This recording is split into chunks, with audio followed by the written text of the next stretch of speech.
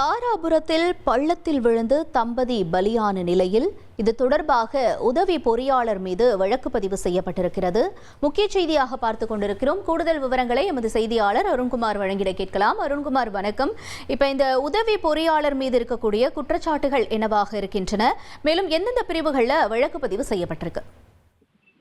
வணக்கம். தாராபுரம் பகுதியில் பாலம் அமைப்பதற்காக தோண்டப்பட்ட குழியில் தம்பதி உயிரிழந்த சம்பவத்தில் குண்டடம் போலீசார் 3 பிரிவின் கீழ் வழக்கு பதிவு செய்துள்ளனர்.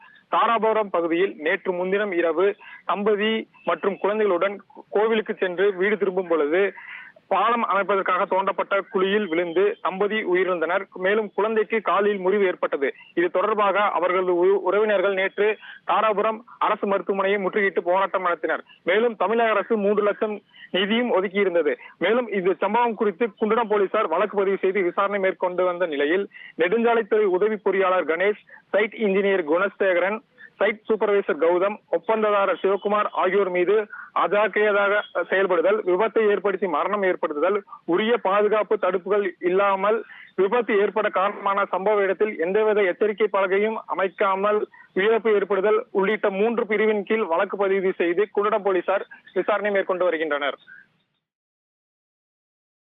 தகவல்களுக்கு நன்றி அருண்குமார்.